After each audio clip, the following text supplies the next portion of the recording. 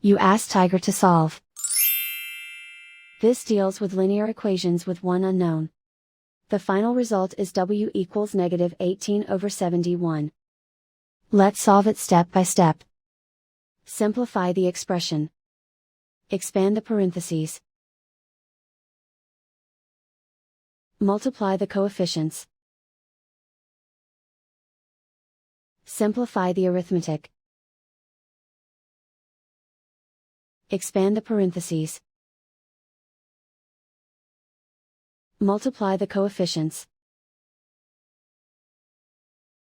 Simplify the arithmetic. Group like terms. Simplify the arithmetic. Group all constants on the right side of the equation. Add 18 to both sides. Simplify the arithmetic.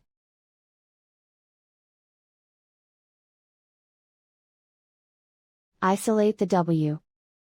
Divide both sides by negative 71. Cancel out the negatives.